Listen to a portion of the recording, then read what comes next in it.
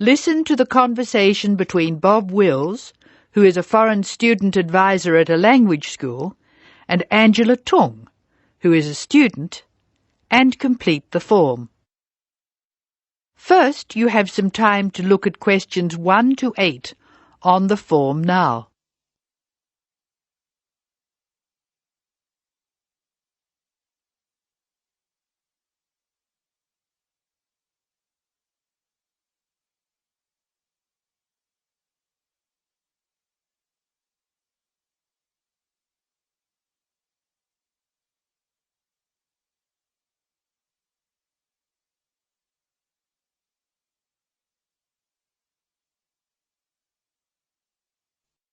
You should answer the questions as you listen because you will not hear the recording a second time. Now listen carefully and answer questions 1 to 8.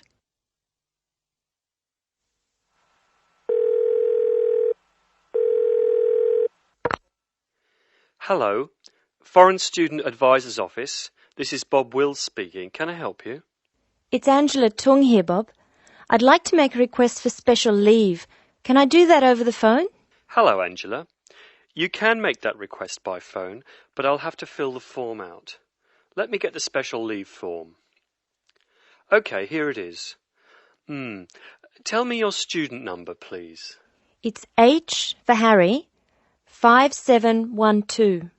H 5712. OK. What's your address, Angela? I live at 10 Bridge Street, Tamworth. 10 Bridge Street, Tamworth. And your phone number? The telephone number's 8106745. Thanks. What course are you doing? I'm in the writing class. Writing. Who's your teacher this term? Mrs. Green. She spells her name like the colour. Thanks. When does your student visa expire? Let me look. July 15. July 15. OK. Which term do you want to take leave? Do you want dates? First, I have to write a term number. When do you want to take leave? In term 1. OK. Term 1. Now, can you tell me what are the exact dates? I'd like to be away May 31 to June 4. OK, I've got that. You'll miss 4 working days between May 31 and June 4. Is that right? Only 3? I'll be away over a weekend. I'll be back at my classes on June 5, so that's 3 days away. Look at questions 9 to 12.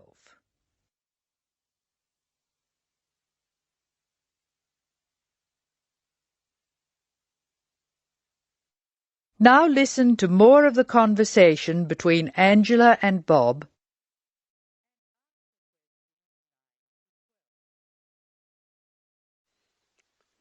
Why do you want to take leave, Angela? I'm going to visit my Aunt May. She's my mother's sister. She and her husband are my guardians while I'm here. Where do they live? About 50 kilometres from here, near Armadale. Do you have to take so long if they live nearby? My mother is coming with me. She's come for a holiday, so she wants to have some time with May. And I want to spend some time with my mother too. Aren't you going home soon? I've applied to extend my time here. I expect to go home in 12 months. That is the end of part 1. You now have half a minute to check your answers.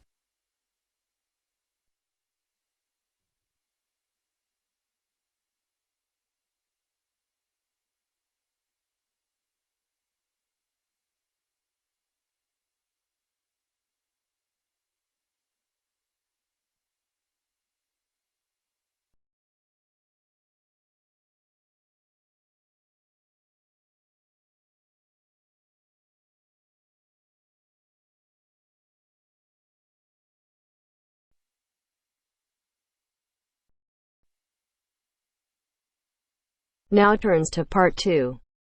Part 2. First, you have some time to look at questions 11 to 16.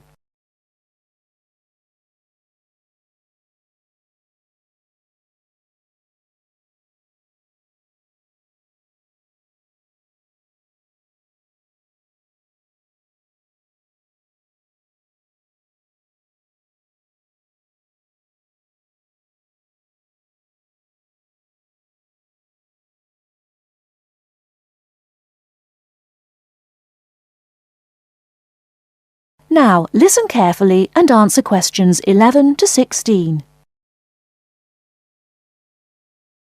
Hello, welcome to the university. Let me introduce myself. My name's Helen Brown. I'm the International Office Administrator and I'm responsible for looking after students here on scholarships, in particular Chevening scholars. Perhaps you could introduce yourselves to me. Hi, I'm Ansgar from Grasse in southern Austria. And my name is Magali. I'm from a town near Montpellier, France. It's a pleasure to meet you. Pleased to meet you too. Nice to meet you.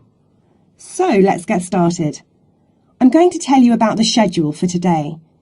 Today is your orientation day at the university, and it's going to begin in half an hour at 10 o'clock with a speech from the Vice-Chancellor welcoming you to the university. That's very nice. Where is it? It's in the main hall on floor 3. Okay, but how do we get there? From here, the International Office, go down the corridor, past the lecture theatre and student common room. Then you'll be at the main entrance and you'll see the lift to your left. Take the lift to floor 3 and the main hall entrance is after the buffet. Okay, floor 3 after the buffet. I can always find my way to food, so we'll be able to find the main hall, no problem. So after the Vice-Chancellor greets the new students, then 30 minutes later the Mayor will welcome you to the city. Together it should be about an hour, so it's not too much of a drag. And what happens then? After that you'll have a meeting with a representative of the British Council, and she will brief you on life in Britain and what your sponsor expects, and of course doesn't expect from you. It will be nice to meet them. Is that in the main hall too? No, but it is on floor 3 again. With your back to the main hall, go down the corridor past the labs. Sorry? The laboratories, on your right, and the computer cluster rooms on your left, and at the end of the corridor are seminar rooms 1 and 2. Your meeting is in seminar room 2. Did you mention what time that is? No, I didn't. It's at 11:15 and it should last about half an hour. You'll meet her a number of times during your studies, so it's important to go to that meeting. Okay, I'll make sure Magali is on time. Ansgar, I'm always on time. Very well. Now for the final part of the morning and lunch, you'll be with your department. We're both doing biomedicine. Oh, that's interesting. But we're not sure how to get to our department. Well, you don't need to go very far from seminar room 2. The laboratories and seminar rooms all belong to your department. So basically, you need to turn left out of seminar room 2 and go past the next 2 teaching rooms. Your departmental office is on the left. Will someone be there to meet us? Oh, but of course. At 12 o'clock, the course administrator will meet you at the departmental office and introduce you to members of staff and the head of department, Professor Heanue. Heanue? How do you spell that? Heanue. He will tell you about the department and your course, the coursework and academic life in Britain. Have you both got reading lists? Yes, I have. I'm afraid I haven't. You can get one at that meeting.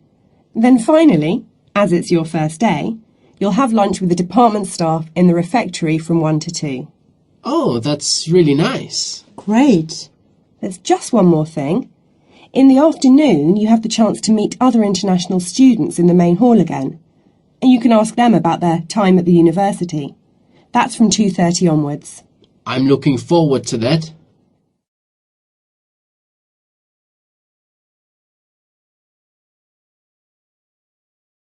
Before you hear the rest of the talk, you have some time to look at questions 17 to 20.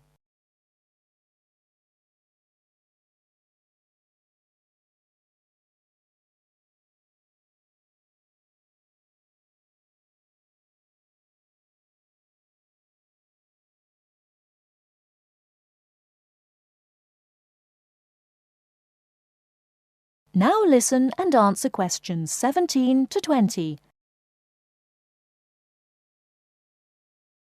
So you're thinking of opening a bank account with us? That's right. And you're an international student at the university? Yes, I am. And how did you hear about us? From Student Services.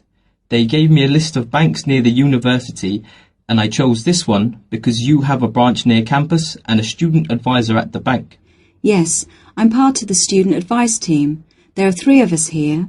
Right, now I'll go over the services we offer to international students, and then we can go through a few details before we set up your account. Okay. We can offer you a current or cheque account and a savings account. Do you pay interest on the current account? We do, but not very much, about 1.5%. You get a much better interest rate on the savings account, around 4%. We also give you a free overdraft facility. I'm sorry? If you run out of money, we allow you to spend more money than you have in your account. That's the overdraft. But you can only take out up to £100. If you need more than £100, then you must tell us before you take any more money out. I see. Now, once your current account is open, then you can set up direct debits for any regular payments you need to make. Could you tell me how that works? Well, for instance, let's take your mobile phone. You have to pay a certain amount every month for it. Yes. So you can tell us to pay that amount each month and we'll do it automatically for you. I see. As soon as your account is open, we will send you a debit card, which you must sign immediately and keep in a safe place. Then a day or 2 later, we'll send you a personal identification number. A PIN number? Yes, and you must keep the number secret. You can change it if you like when you use it for the first time, but if you change it, you must remember the number. If you forget or lose the number, then we have to send you out a new card and a number for security reasons. Okay. The next thing you could do is open a savings account. If you know you have to save a certain amount of money to pay your accommodation or course fees, we can open a savings account for you to put aside some money each week or month. How can I do that? You can manage your accounts in one of 4 ways. You can come into the bank here on the university campus and tell us what you would like to do, or you can call us on 08457 004 004 and instruct us what to do over the phone. That's 24 hours a day, 7 days a week. Alternatively, you can manage your account over the internet. I see. You have to go online and register at our website at www.hsbc.co.uk/online-banking before you can use the service.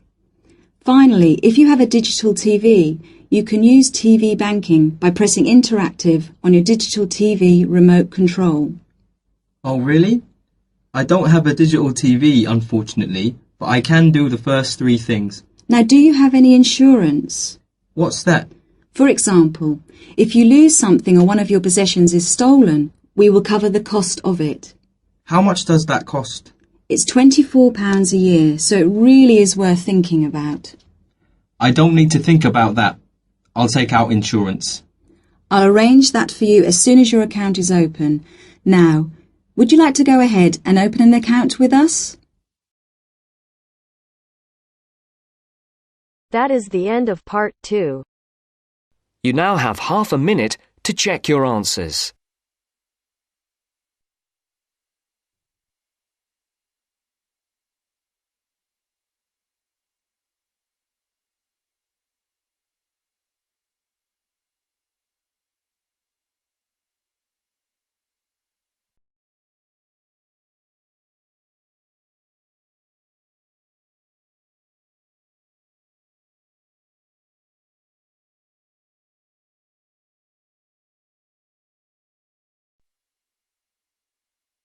Now turns to part 3. Part 3. Now turns to part 3. Part 3. You will hear a talk by a wildlife specialist on a type of bird called a Kiwi.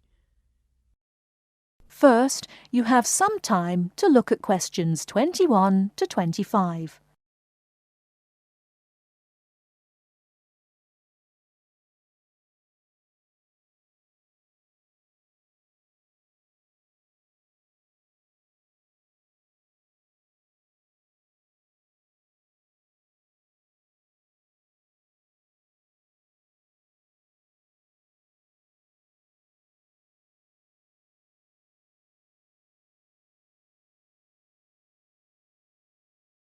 Now listen carefully and answer questions 21 to 25.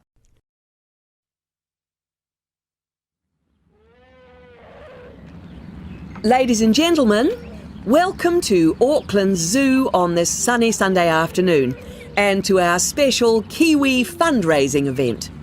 My job is to tell you all about the amazing little Kiwi, and your job, hopefully, is to dig deep in your pockets. Now, for the benefit of our overseas visitors here today, I should explain first of all that the Kiwi is the national bird of New Zealand, and sometimes New Zealanders themselves are known as Kiwis. Now, while Kiwis in the wild are a rare sight, the Kiwi as a symbol is far more visible. Apart from being in toy stores and airport shops all over the world, you'll find them on our stamps and coins. The Kiwi is the smallest member of the genus Apteryx, which also includes ostriches and emu. It gets its name from its shrill call, which sounds very much like this. Kiwi! Kiwi! Kiwis live in forests or swamps and feed on insects, worms, snails and berries. It's a nocturnal bird with limited sight, and therefore it has to rely on its very keen sense of smell to find food and to sense danger. Its nostrils are actually right on the end of its long beak, which is 1/3 of the body length. Now, here's an interesting fact. Although Kiwis have wings, they serve little purpose, because the Kiwi is a flightless bird. Since white settlement of the islands, Kiwi numbers have dropped from 12 million to less than 70,000. And our national bird is rapidly becoming an endangered species. This is because they're being threatened by what we call introduced animals. Animals which were brought to New Zealand, such as cats and ferrets, which eat Kiwi eggs and their chicks.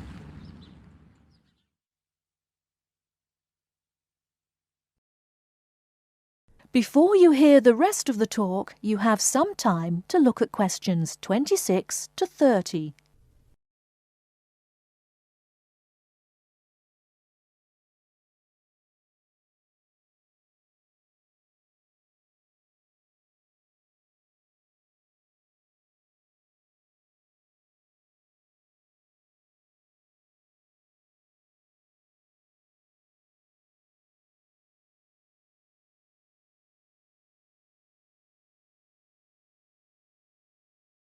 Now listen and answer questions 26 to 30. And so we have launched the Kiwi Recovery Programme in an all-out effort to save our national bird from extinction. There are 3 stages to this programme. Firstly, we have the scientific research stage. This involves research to find out more about what Kiwis need to survive in the wild. Then secondly, we have the action stage. This is where we go into the field and actually put our knowledge to work. We call this putting science into practice. And then we come to the 3rd stage, the global education stage. By working with schools and groups like yourself, as well as through our award-winning Kiwi website, we are hoping to educate people about the plight of the Kiwi. As part of the action stage, which I just mentioned, we've introduced Operation Nest Egg, and this is where your money will be going. It works like this. It's a 3-stage process. First of all, we go out to the Kiwi's natural habitat and we collect Kiwi eggs. This is the tricky part, because it can be very difficult to find the eggs. Then, in safe surroundings, away from predators, the chicks are reared. Now, this can be done on predator-free islands or in captivity. They're reared until they're about 9 months old, at which stage the chicks are returned to the wild. So far, it's proving successful. And since we started the program, some 34 chicks have been successfully raised this year, and their chances of survival have increased from 5 to 85%. However, it's not time to celebrate Kiwi survival just yet. About 95% of Kiwi chicks still don't make it to 6 months of age without protection, which is why Operation Nest Egg is so important. And we ask you to give generously today.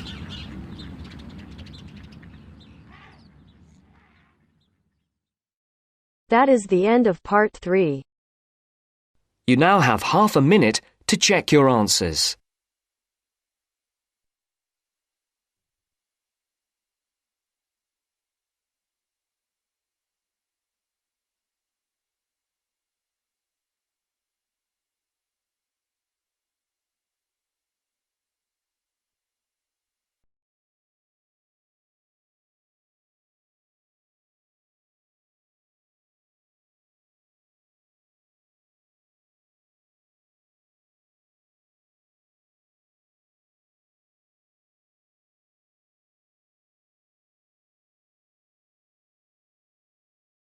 Now turns to part 4. Part 4. Listen to the introduction about Tower Bridge and complete the summary. First, you have some time to look at questions 31 to 40.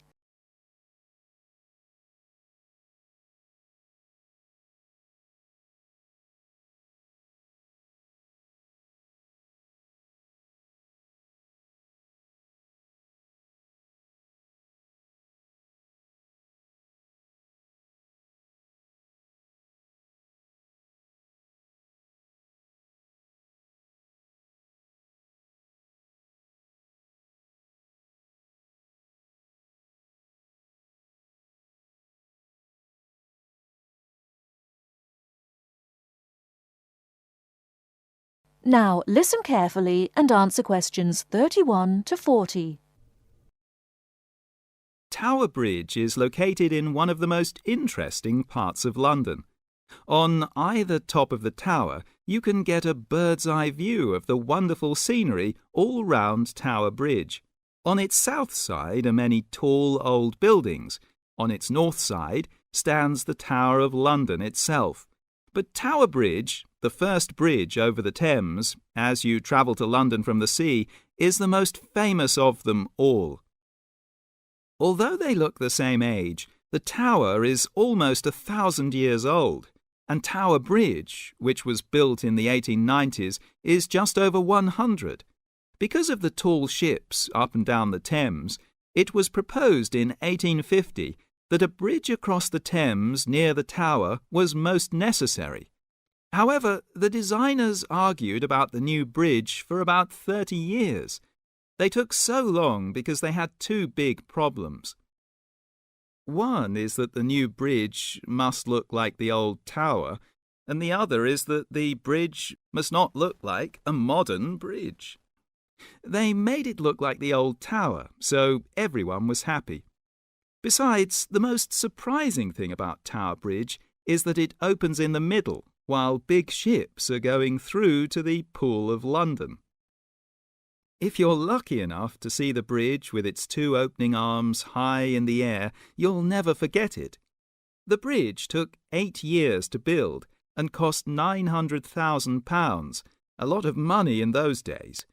But it was a wonderful success and became a famous tourist attraction in London on the day when the bridge was completed. 100 years ago, the Thames was once London's busiest traffic route, so that the bridge opened at least 12 times a day. Today, big ships don't go so far up the Thames. Tower Bridge opens perhaps only twice a week, but the same wonderful machinery is still in good condition. Green, yellow and red, the colourful wheels and engines look smart and new, not 100 years old. They still lift the two heavy opening arms, each 1,000 tons, leaving 70 metres for the ships to go through. And they still can open and close the bridge in 1.5 minutes, Things are changing greatly now at Tower Bridge. The horses that used to help with pulling have gone, and so have the tugs, for they're no longer necessary. The walkways from one tower to the other at the top of the bridge were closed years ago because so many people jumped off them into the Thames, which is said to open again soon. In addition, the beautiful wheels will be part of a special exhibition for the public to visit. There'll be a restaurant in one of the towers and a pub in the other. But whatever happens in its exciting future, Tower Bridge will always mean London. That is the end of part 4. You now have half a minute to check your answers.